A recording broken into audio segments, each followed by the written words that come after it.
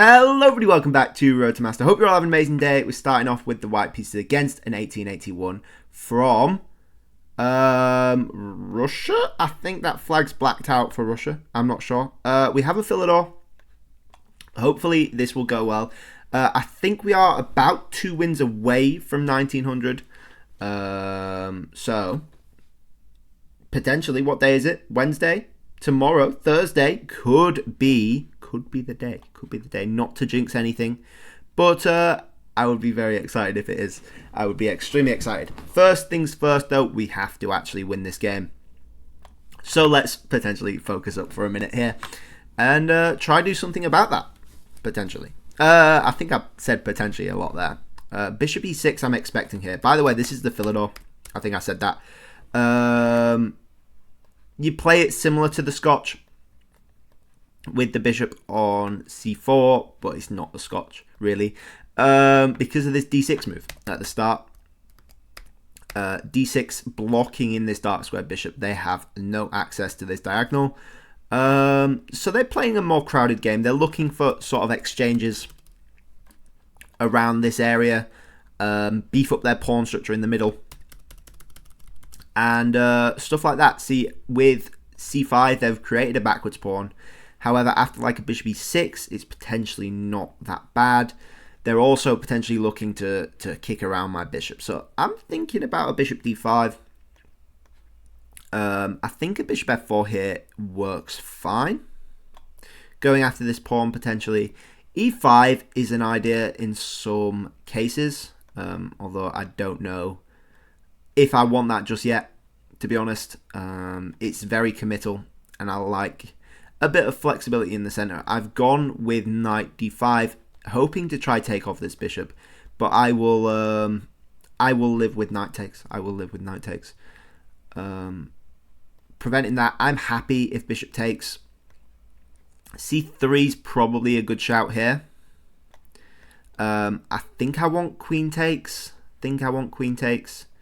Just tying this knight down to this pawn, potentially. I want rook d1. Then we're really hunting this d pawn. e5, especially if we triple up, would be very, very nice indeed. Knight takes. Knight there, knight takes. Bishop there. Well, we can just take this pawn, I guess. We can just go ahead and take that pawn. So I'm pretty happy in this position. Had it a lot of times. This b pawn's probably their second weakest apart from the d, but they're going to be focusing most of their efforts on this d pawn here. I think probably rook a d1 instead of rook f, just in case we do decide to push this e pawn at any point.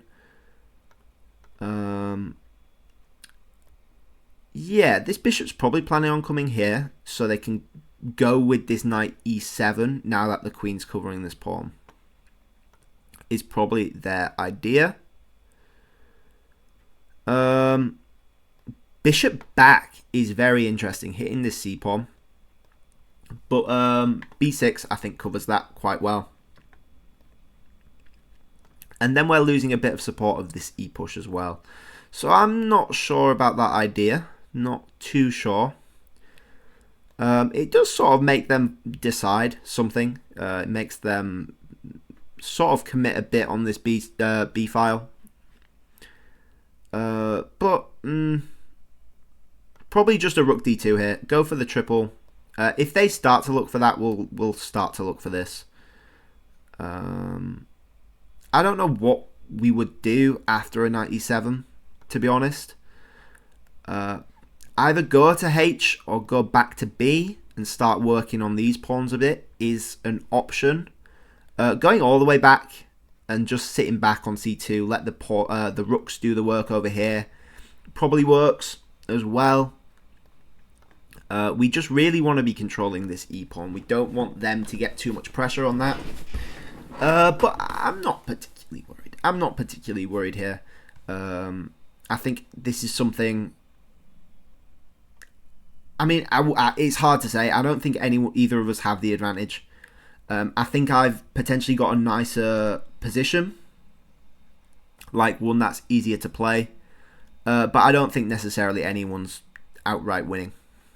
I'm going to go ahead with rook d1 and then just stick my rooks here, try hit this backwards pawn the best I can, and then probably reroute with this c5. I don't think there's any back rank ideas. Realistically, there's too much defended. They always have time to play like a h6 as well or something. That's interesting. Rook fe8. They're going for this pawn. Can I not just take this queen? Free pawn? Pawn takes. Bishop takes. Bishop takes. Rook takes. I think I can. I don't think they can do anything about that, actually. It's just a free pawn for us. Yeah, it's just a free pawn. Happy days. Happy days. We're up a pawn. With the open file as well, which is good. Would love to trade things off. Actually, would I like a bit more out of the position? Potentially. Can I guarantee anything more out of the position? Definitely not. Especially after a rook d8, we're sort of forcing things off there.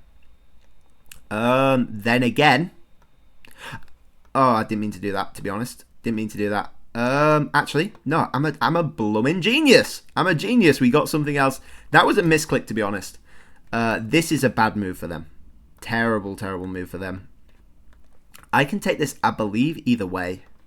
Taking with the rook is more forcing. Threatening this. Threatening that. Threatening tons of stuff, really. Taking with the knight looks bad for them because I'm threatening a discovered. And I still keep the open file. Yes, so we'll take with the knight.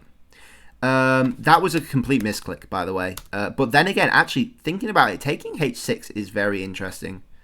If they go somewhere else. Now we can think about a g5 again.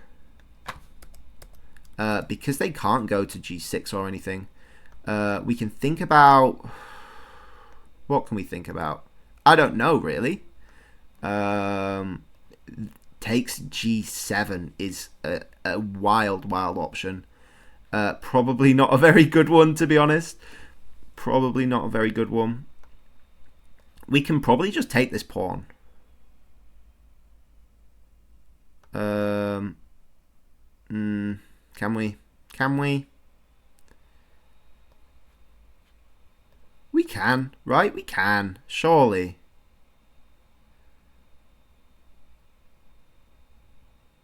Yeah. I don't see why not. We can give them this and then just go king f1. I'm not worried about that.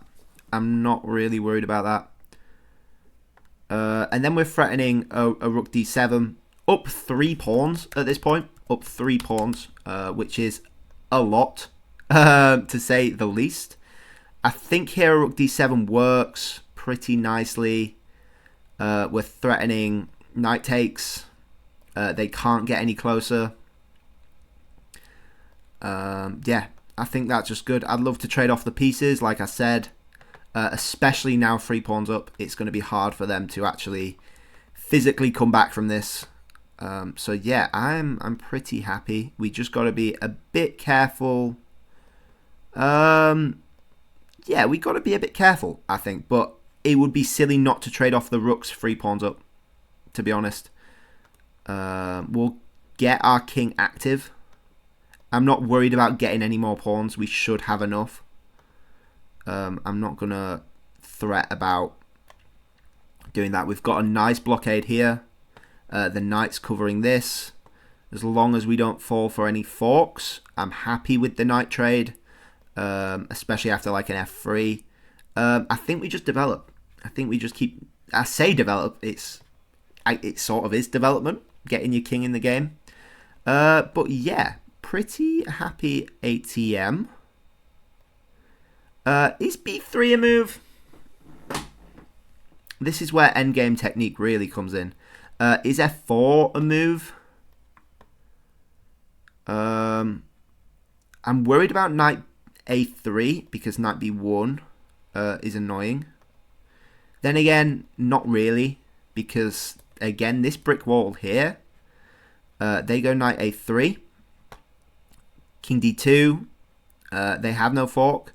We are also threatening to sort of get in here and actually hit the knight. We'd have to go down and hit the knight. Knight's trapped there. It's got no viable squares. So that's nice. Alternatively, f4 I think is solid.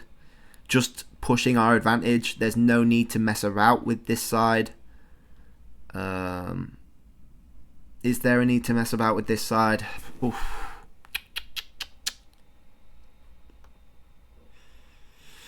I don't think so. I think f4 is a cool move. There's no need to do anything fancy at the minute. I don't want to push an e5 just yet.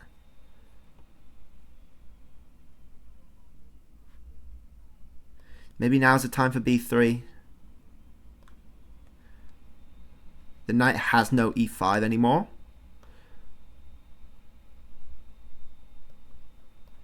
If we go b3, knight there, king there, b4, then we just go c4. The knight's still very much trapped. Although, at the same time, it can't be taken by the king. Okay. Well, let's go g4 then. Let's keep pushing our advantage, our two-pawn advantage on this side. There's no need to. We're basically playing a king and pawn endgame here, which is good, to say the least. Let's keep going. Let's push h4. You know, f4, g4, h4. Why not? Why not? There we go. We've got the king to move back a bit now. And I'm going to play b3. I think now's the time. The king's moved back. We can move our king up now that the knight's no longer there. And we can get this knight involved. Firstly, thank you for the free piece. Very kind of you. Very, very kind. And now I can go hunting your pawns. There's no real way to sort of stop this. And you resign. Perfect. By the way, quick. g5 here. Pawn takes fork. You get everything basically with two connected passes with the piece up. So very chill game, I guess. We're 1892. If we get a game where we get 8 points for a win, 1900 tomorrow. Very, very cool stuff. By the way, 96.0% accuracy. Mind-blowing stuff. To be honest, I'm very happy with that. They had a 87.6, 2450 versus 2200. Let's have a very quick look, although I'm assuming there's not much to really talk about. So, the Philidor, if you play the Scotch, and I do recommend giving it a go, because especially if you're a beginner, it will teach you so much about using your pieces properly and actively. There's not much pawn structure stuff to look at. It's very open, very nice. And it'll get you into some nice endgames, which is good practice as well. Like we saw here. But this is not the Scotch, this is the Philidor. Play it like this. Get your knight out. Break with d4. Get your other knight out. Get the bishop to c4. Castle. Bishop e3 if they don't go for c5.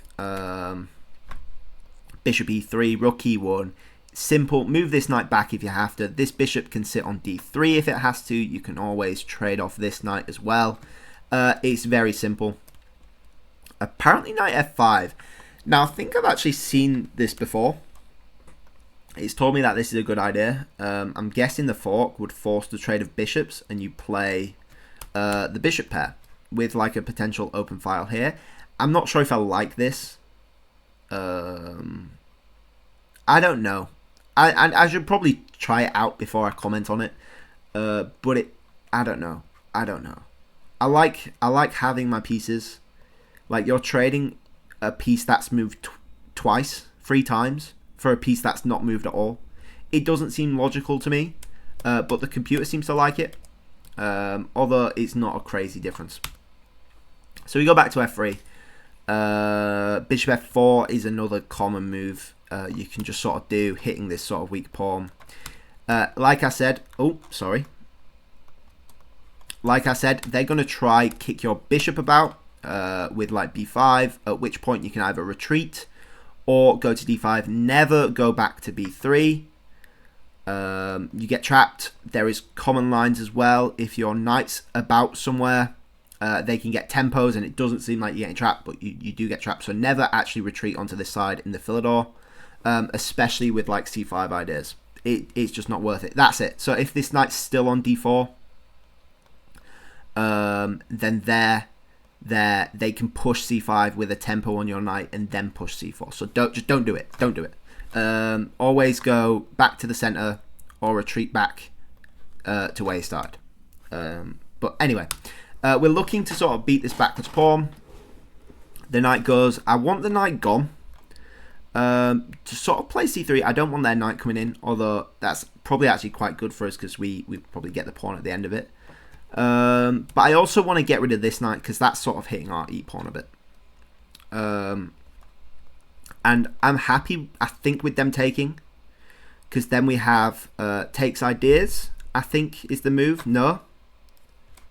Oh, you probably go rook e1 first. Yeah, that's it. And there are tactics around this sort of pattern.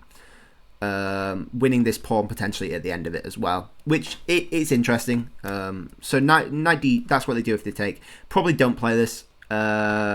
Just keep it simple. You know, the Philidor's a very simple opening. Keep it simple. Don't listen to this d5 move. But luckily they took. Kept things simple. They traded off, and I'm happy with this queen here. And we discussed their plans. They want to get this knight onto e7, control the key square of the backwards pawn. But they didn't. They messed about. They let us triple up our rooks, which is a huge mistake. This goes from 0.6 to 1.2, so we get the pawn eventually, like we saw here. We just get pawn, and then they severely messed this up. This was a misclick. Turned out well for us. Probably this check is the better move. And then g5, try to get the king away if they block or something. Or knight e5 if this knight blocks. But it turned out well for us because they played it wrong.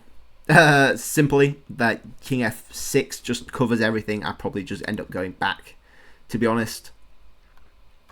Oh, f4, apparently. Very interesting. But anyway, knight takes is the better move rather than rook takes, which is still interesting. But not as good, I don't think, because you're not getting this c-pawn for definite. You might get it anyway, but it's not for definite like this. Trade off rooks, and then this is pretty much just plays itself.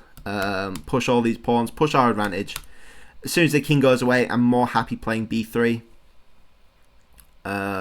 Because then we can get the knight across, hit some of these. We've got a bit more room, and then yeah, they just gave us the free piece. And I showed you there, takes, knight there. Simple as, really. Anyway, one win away. Thank you very, very much. Yeah, I hope you all enjoyed. Please like if you liked. Please subscribe if you really liked, and I'll catch you guys all tomorrow. Bye bye.